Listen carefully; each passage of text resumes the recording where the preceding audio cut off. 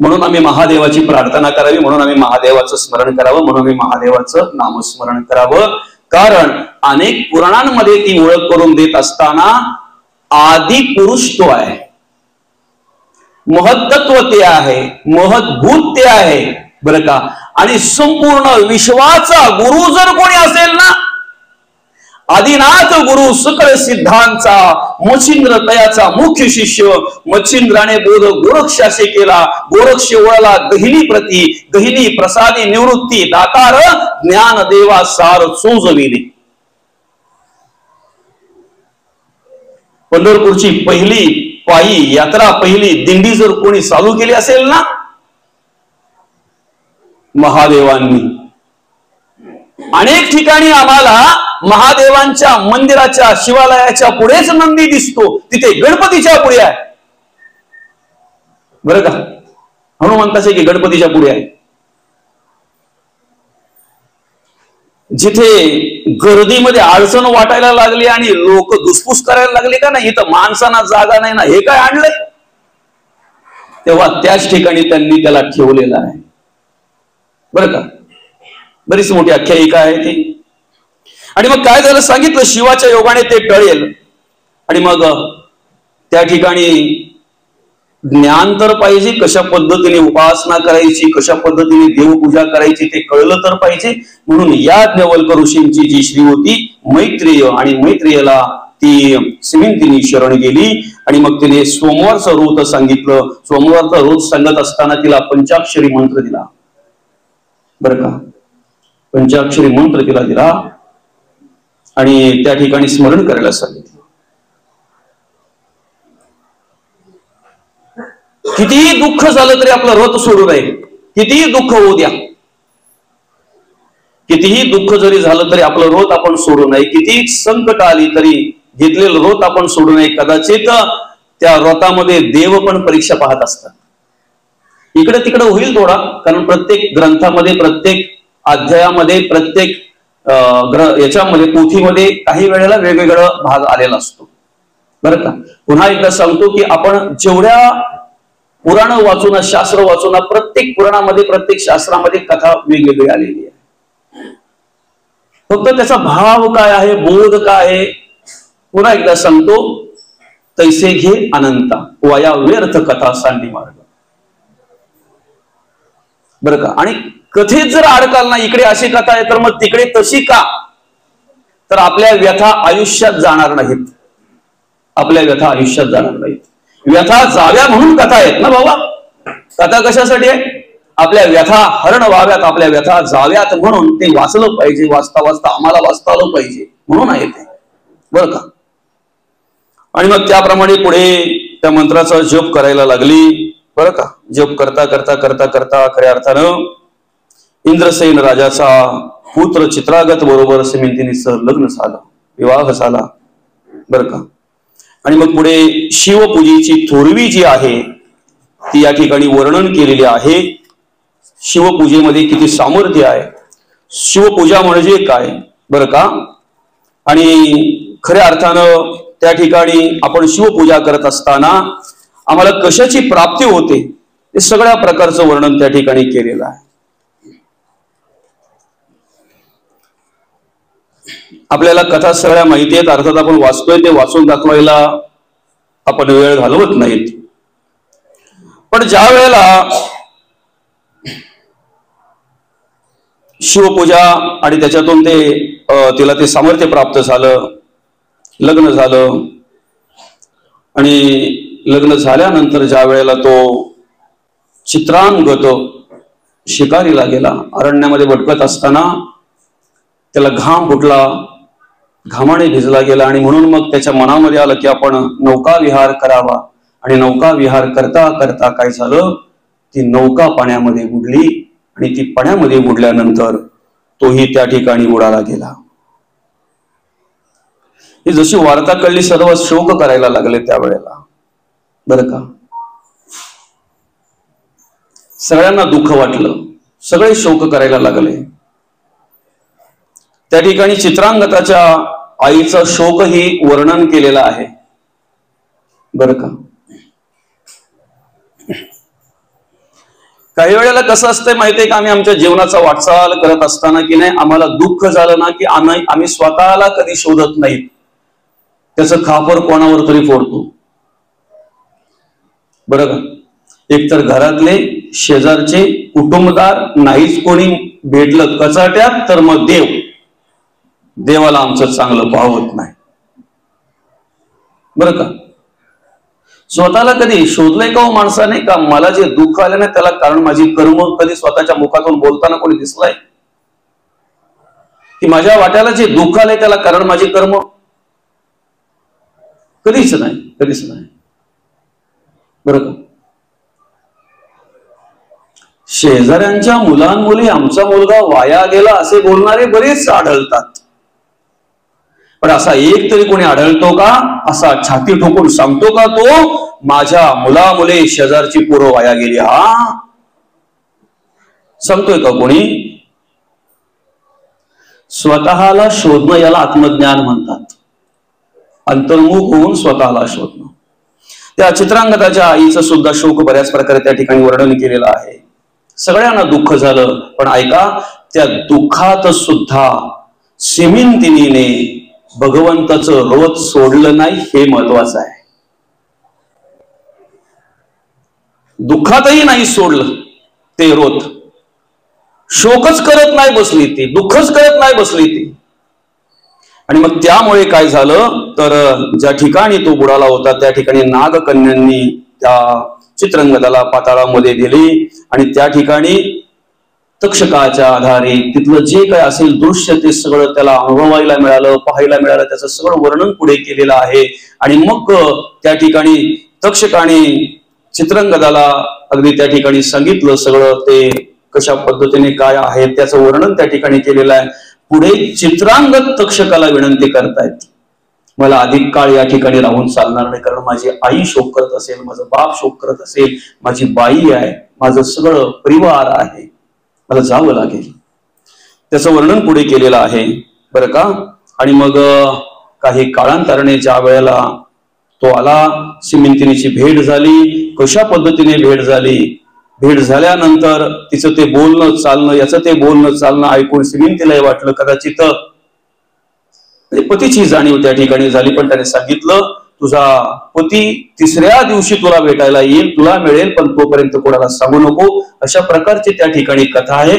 महत्वाचा कथाभाग त्या ठिकाणी असा आहे की विश्वास, श्रद्धा आणि निष्ठा, कितीही दुःख झालं तरीही शिवाचं रोत सोडलं नाही, भगवंताचं रोत सोडलं नाही, भगवंताचं विस्मरण झालं नाही. म्हणून चित्रांगद गेलेला पुन्हा सिमिंतिनीला भेटला आणि त्यांनी ते राज्य उपभोगलं. आम्हाला सुद्धा आमच्या आयुष्याचा जर आनंद घ्यायचा आहे, जीवनाचा जर आनंद घ्यायचा आहे ना आम्हाला, तर आम्ही सुद्धा कितीही कसल्याही प्रकारची जरी परिस्थिती निर्माण झाली, काहीही होऊ द्या ना. माणूस हल्ली काय करतो माहितीये का, दुःख आलं ना माणसाच्या आयुष्यामध्ये की पहिला देवाकडेच पाहतोय, नाही का? स्वतःचा विचार करतोय, कर्माचा विचार करतोय, विचाराचा विचार करतोय, मी कसं वागलो जोगलो त्याचा विचार करतोय? कधीच नाही. पहिला विचार करतोय, मी सगळं करून सुद्धा माझ्या वाट्यालाच का? बरं का? आपल्या वाट्यालाच का ना, ते आपल्या बोलण्यातच असते. मी सगळं करून सुद्धा. एका साधूला एका त्याच्या शिष्यांनी सांगितलं की महाराज, मी देवाच्या बाबतीत कधीच काही कमी पडत नाही. मी देवपूजा करतोय, मी उपासना करतोय, मी देवाचं नामस्मरण करतोय, मी कुठे काही धार्मिक कार्यक्रम असेल तिथे सगळ्यात पुढे असतोय.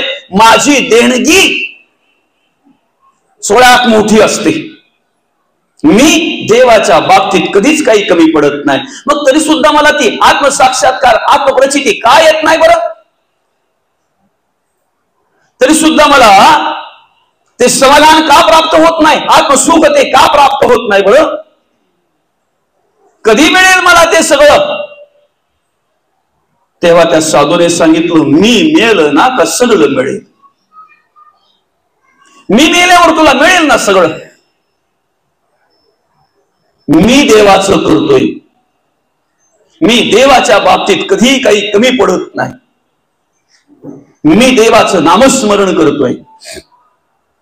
आपल्याच घरातला एखादा सद्गृहस्थ जर भगवंताचं नामस्मरण करत असेल आणि अशा वेळी जर शेजारचा एखादा मुलगा जर आला आणि त्याने जर विचारलं, काकू काका कुठे गेलेत हो, त्यावेळेला आपलं उत्तर काय असतं माहितीये का? देवपूजा करतात. काय उत्तर असतंय? कोण पूजा करतात? देवपूजा करतात. कोणाची? हे ज्या दिवशी आम्हाला कळेल ना त्या दिवशी आमची पूजा देवापर्यंत पोहोचेल. कोण कोणाची पूजा करते हे ज्या दिवशी आम्हाला कळेल ना त्या दिवशी आम्ही केलेली पूजा देवापर्यंत पोहोचेल. फक्त मी बाजूला करा. मी शोधायचं आहे का पाहायचं आहे का? किती वेळ झाला बरं? थोडक्यात मी पाहूच आपण. हा 7वा अध्याय आहे ना. वेदमित्र आणि सारस्वत हे दोघे मित्र होते आणि त्यांची मुलं सुमेध आणि सोमवंत. बरं का? कथा आपण पाहणार आहोत. तत्पूर्वी आपण मी शोधूयात. मी आता बाबा या ठिकाणी 94वा वाढदिवस आपण काल त्यांचा साजरा केलाय. किस्मतराव बाबा अण्णा आमच्या इकडे आहेत. नाही अण्णांनी बैलगाडी बघितली असेल. बैलगाडी बघितलेले आहेत अशी किती माणसं येतात बरं? हात वरती करा. अरे बापरे बापरे बापरे.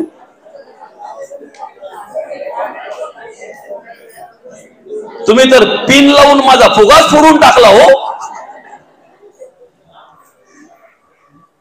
बरं ठीक आहे. बैलगाडी आपण सर्वांनी बघितलेली आहे. जेव्हा ती बैलगाडी समोर दिसली तेव्हा एकाने विचारलं, काय आहे रे ते? म्हणे बैलगाडी आहे. मला सांग बरं कुठे आहे ती बैलगाडी? समोर जे बैल झुकलेले असतात ना त्याला झुक्यार म्हणतात. बरं का?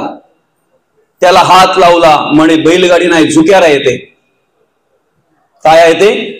झुक्यार आहे. आणि ते झुक्याऱ्याला 2 अशा सरळ ज्या त्याला दुरांड्या म्हणतात.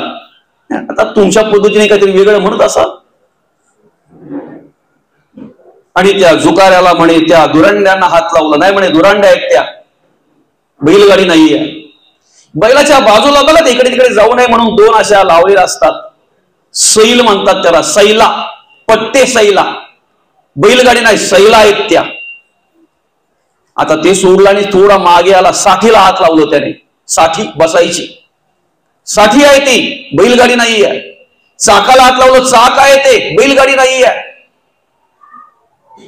आस आहे, पेटी आहे, दुरांड्या आहेत, जुक्यार आहेत, सैल आहेत, पट्ट्या आहेत, आंबवान आहेत, धावी आहेत, आर आहेत, पाट आहेत, कानखिल्या आहेत.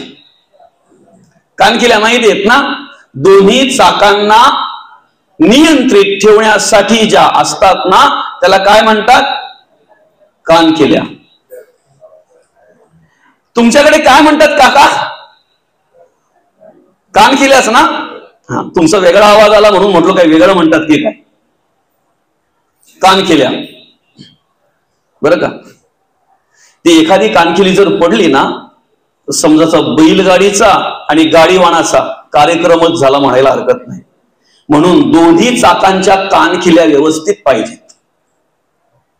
आता पुढे जायला लावू नका.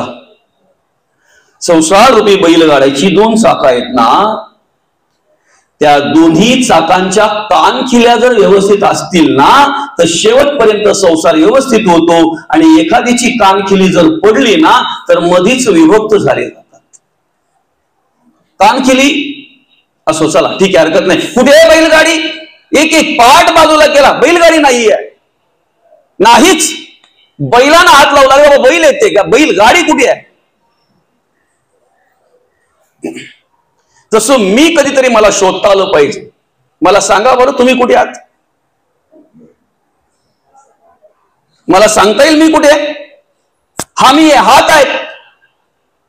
हा मी आहे, गाल आहेत. हा मी आहे, डोकं आहे.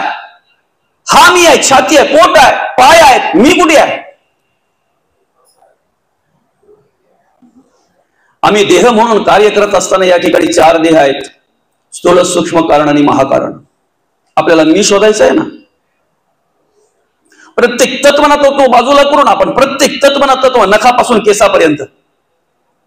मला फक्त मी तत्व आलं का सांगा, थांबा महाराज म्हणून. बरं का, तुम्हाला मी तत्व जर आलं ना, थांबा लगेच सांगा. 4 देह आहेत, स्थूल, सूक्ष्म कारण आणि महाकारण. या 4 देहाच्या 4 स्थिती आहेत, जागृती, स्वप्न, सुषुप्ती आणि तुर्या. या 4 देहाचे 4 अभिमान आहेत, विश्व, तेजस, प्रज्ञा आणि प्रत्येगात्मा. या 4 देहाच्या 4 मात्रा आहेत, आकार, उकार, मकार, अर्धमात्रा. या 4 देहाचे 4 गुण आहेत, रजोगुण, तमोगुण, सत्वगुण आणि शुद्ध सत्वगुण. 4 शक्ती आहेत, इच्छाशक्ती, क्रियाशक्ती, द्रव्यशक्ती, ज्ञानशक्ती. 4 स्थान आहेत, नेत्रस्थान, कंठस्थान, हृदयस्थान, मूर्धनी. पंचभूतात्मक देह आहे, पृथ्वी, आप, तेज, वायू आणि आकाश. या पंचभूतात्मक देहामध्ये एक अंतःकरण पंचक आहे. अंतःकरण मन, बुद्धी, चित्त आणि अहंकार. या पंचभूतात्मक देहामध्ये एक प्राण पंचक आहे, प्राण, अपान, व्यान, उदान आणि समान. या पंचभूतात्मक देहामध्ये एक विषय पंचक आहे, वाचा, पाणी, पाद, शिक्षण आणि बुध. कर्मेंद्रिय पंचक आहे, विषय पंचक आहे, शब्द, स्पर्श, रूप, रस आणि गंध. ज्ञानेंद्रिय पंचक आहे, कान, नाक, त्वचा, डोळा आणि जीभ.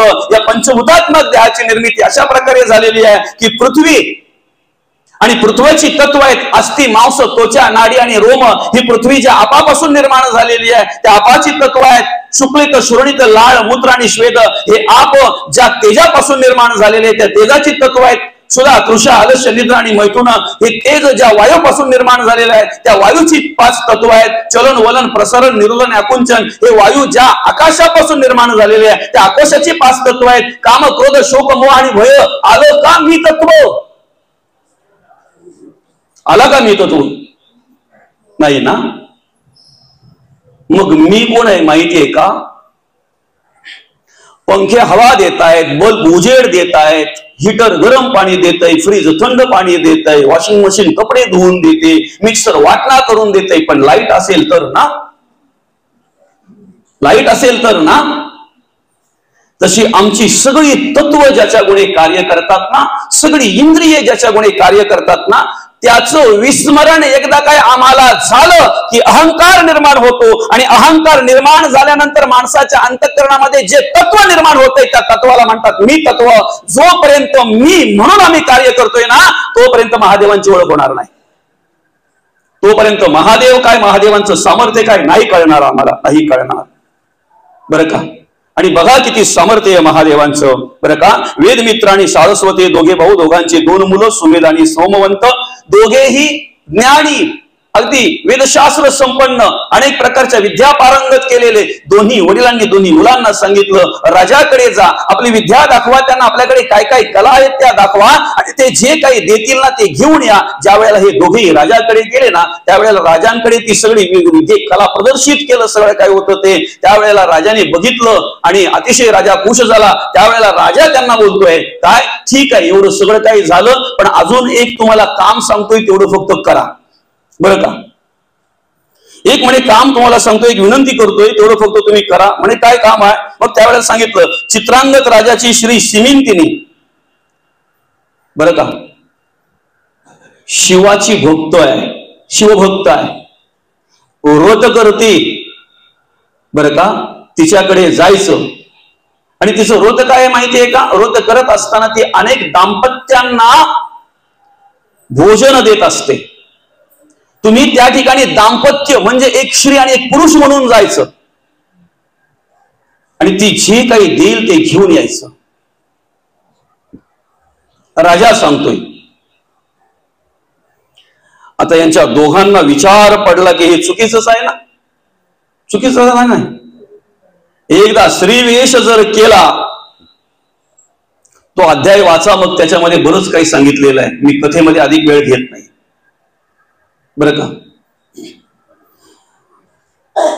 काही केलं हे दोघे ऐकत नाही. शेवटी राजांनी विनंती केली आणि मग राजांनी विनंती केल्यानंतर त्या ठिकाणी सांगितलेलं आहे कोणाकोणाचं आम्ही ऐकायचं आहे. पहिलं म्हणजेच माता पिता, त्यांच्या वचनाच्या पलीकडे आम्ही जाऊ नये. ज्या वेळेला वडिलांच्या म्हणण्याप्रमाणे मुलगा चालतोय ना त्यावेळेला वडिलांना आनंद होत असतो. वडिलांचा शब्द ज्या वेळेला मुलगा पडू येत नाही ना, ज्या वेळेला वडिलांना पाहिजे तसा मुलगा वागतोय जगतोय ना, खऱ्या अर्थानं ते वडील सुद्धा त्या मुलाच्या जगण्या वागण्यावर खुश असतात, आनंदी असतात. पण एखादा मुलगा जर वडिलांच्या म्हणण्याप्रमाणे जर चालत नसेल, वागत नसेल ना, तर उलट अर्थी ते डोक्याला हात लावून पश्चाताप करत असतात. आम्ही कोणाकोणाच्या वचनाप्रमाणे चालावं, कोणाकोणाची वचनं मोडून आहेत. पहिले म्हणजे आई वडील सांगितलेलं आहे, दुसरं म्हणजे गुरु सांगितलेलं आहे, आणि तिसरं म्हणजे राजा सांगितलेलं आहे. आणि मग राजाचं वचन मोडायचं नाही म्हणून तयार झाले. मग काय झालं तर पुढे सोमवंत जो आहे ना तो श्री झाला, आणि पुढे ते दोघेही राजाच्या विनवलेला मान देऊन दोघेही निघाले, त्या सिमिंतलीकडे गेले. आणि सिमिंतलीकडे गेल्यानंतर नेमका त्या वेळेला भोजनाचा कार्यक्रम चालू होता. अनेक दाम्पत्य बसले होते, पण सिमिंतलीने सुद्धा, आता शिवाची भक्त होती, रोतस्थ होती, ती काय ओळखायला राहिली का बरं का? तरी सुद्धा त्यांच्याकडे पाहून शिव पार्वती प्रमाणे त्यांची पूजा केली, त्यांची सेवा केली, त्यांना अन्न दिलं. शिव पार्वती समजून त्या ठिकाणी त्यांची सेवा केली, त्यांना अन्न दिलं बरं का? त्या पद्धतीने त्याप्रमाणे बघितलं आणि सगळं काही जे मिळालेलं त्या ठिकाणी घेऊन निघाले. अरण्यात जात असताना नेमकं झालं काय माहितीये का? जो स्त्री झाला होता ना सोमवंत, तो त्या ठिकाणी सर्वांगाने स्त्रीच झाला बरं का? कोणाची पण परीक्षा घेऊन कसं चालेल दादा? शिवभक्त म्हटल्यानंतर महादेव वेगळं ठेवत नाही, वेगळं पण ठेवत नाही बरं का? आपण काल बघितलं ना, तो व्याध सुद्धा शिवगणासारखाच झाला, शिवगणासारखाच झाला, तसं वेगळं पण ठेवत नाही. तेवढं सामर्थ्य त्या सिमिंतिनीकडे ना, आणि सिमिंतिनीकडे तेवढं सामर्थ्य असल्यामुळे ज्या पद्धतीने बघितलं त्या पद्धतीनेच होणार, ज्या पद्धतीने सेवा केली त्याच पद्धतीने होणार. आणि मग ते अरण्यामध्ये गेल्यानंतर त्या ठिकाणी जी स्त्री झाली होती तिच्याकडे काम वासना निर्माण झाली. पुढे बरंच काय मांडलेलं आहे ते. माझ्यापेक्षा ज्ञानी माणसं या ठिकाणी बसलेली आहेत, माझ्यापेक्षा वयस्कर माणसं या ठिकाणी बसलेली आहेत, माझ्यापेक्षा अनुभवी माणसं या ठिकाणी बसलेली आहेत. तुमच्या सगळ्यांच्या चरणी नतमस्तक होऊन एक विनंती करतो, काही गोष्टी ज्या अशा असतात ना की त्या फक्त वाचायच्या असतात, अनुभवायच्या असतात, त्यांची वाच्यता कमी करायची असते. माणसाकडे वासना जी आहे ना ती अनेक प्रकारे निर्माण होत असते, बोलण्यातून सुद्धा, पाहण्यातून सुद्धा, स्पर्शातून सुद्धा, ऐकण्यातून सुद्धा. ते अनेक भाग आहेत, आपल्याला तेवढं पाहायला काय आता वेळ नाही, आपण पुढे पुढे सरकूयात बरं का? आणि मग काय झालं, ती तिकडे ती विनंती करायला लागली, कामा तू रसाली बरं का? पण त्या ठिकाणी विशेष आहे, एवढं सगळं अभयारण्य आहे, कोणीही नाही आहे, सर्वांगाने श्री झालेली, अतिशय सुंदर आहे, रूपवान आहे. पण त्या कथेमध्ये घेण्यासारखा विशेष महत्वाचा बोध असा आहे की एवढं असून सुद्धा सुमेधावर कुठल्याही प्रकारे परिणाम झाला नाही, हे महत्वाचं आहे. हे समजते? आता थोडस आमच्याकडे येऊ, पुरुषांकडे. कपड्याच्या दुकानाच्या समोर प्लास्टिकची बाई पाहून जर 15-15 मिनिटं त्या ठिकाणी उभे राहत असतील तर त्यांच्यासाठी सुमेध कोण आहे बरं?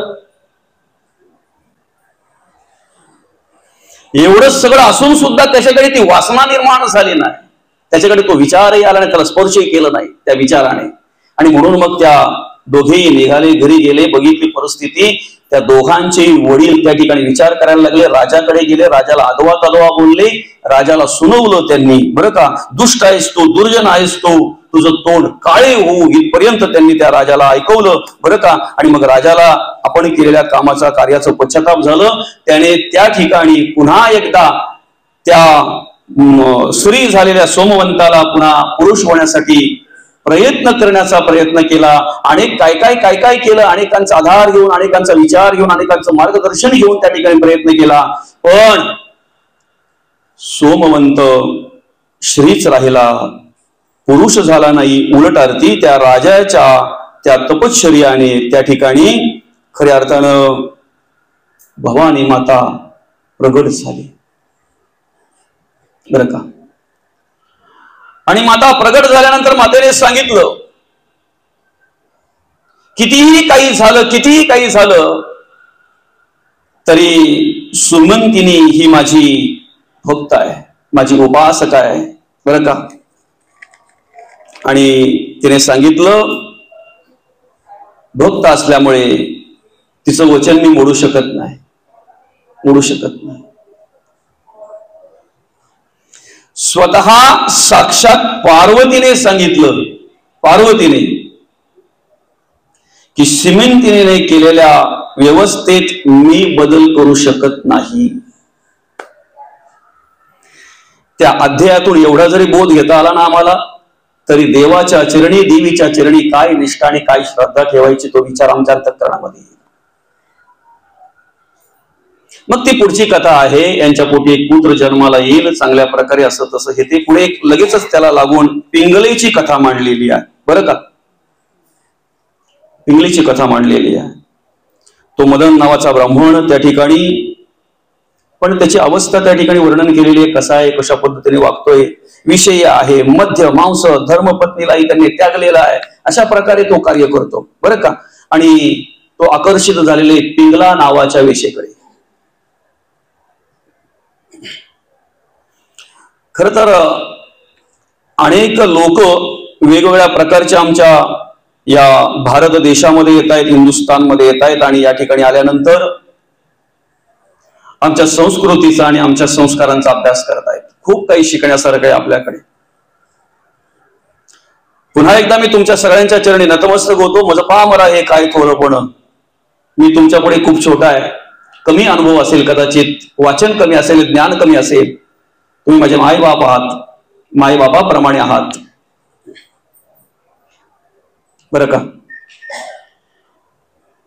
तुम्ही खूप फिरलेले असाल, परदेश दौरे वगैरे काहींनी केले असतील, पण अंतःकरणपूर्वक जर विचार केला ना, तर आमच्या भारत देशासारखी संस्कृती आम्हाला अख्ख्या जगात कुठे पाहायला मिळत नाही, अख्ख्या जगात कुठे पाहायला मिळत नाही. प्रत्येक कार्याचे संस्कार आहेत,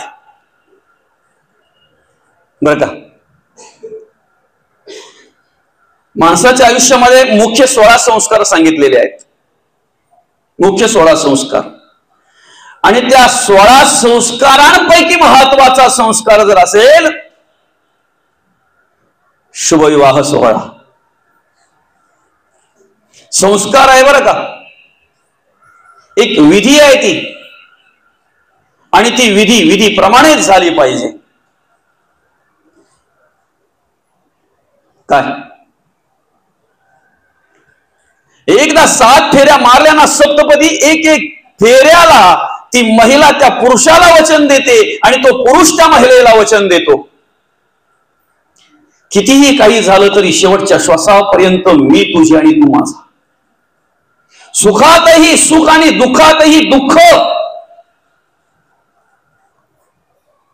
आम्हाला आमच्या संसारात श्री म्हणून जर कार्य करायचं असेल, पतिव्रता म्हणून जर कार्य करायचं असेल ना, तर आम्ही आदर्श घेतला पाहिजे सीतामाईंचा. जनक राजाची कन्या आहे, राजा दशरथाची सून आहे, आणि प्रभू रामचंद्रांची पत्नी आहे. काही कमी आहे का? प्रभू रामचंद्रांना ज्या वेळेला वनवास सांगितला की नाही, त्यावेळेला भगवंतांनी सगळ्यांची भेट घेतली आणि विचारणा करायला गेले, विचार घ्यायला गेले माझ्या सीतामाईंचा. उभे राहिले. सुरुवात काय केली माहितीये का? 14 वर्षे आता निघून जातील, गेले काय नाव लो काय, आपल्या भाषेत सांगायचं म्हणजे 14 वर्षे आता निघून जातील, मी गेलो काय ना आलो काय. काही विचारग्रस्त होऊ नको, काही अधिक विचार करत बसू नको. ते त्या ठिकाणी रचना आहे बघा, ती निरोप कोणाचा घेता, जेथे राम तेथे सीता. काय म्हणतात माहितीये का माई? निरोप कोणाचा घ्यायचा असतो माहितीये का? जे आपल्यापेक्षा वेगळे असतात ना त्यांचा. जे शरीराने वेगळे आहेत आणि मनाने एक आहेत त्यांचा निरोप घेताय तुम्ही. जिथे तुम्ही तिथे मी. पतीच्या सुखात सुख आणि पतीच्या दुःखात दुःख मानणारी जी असते ना ती पती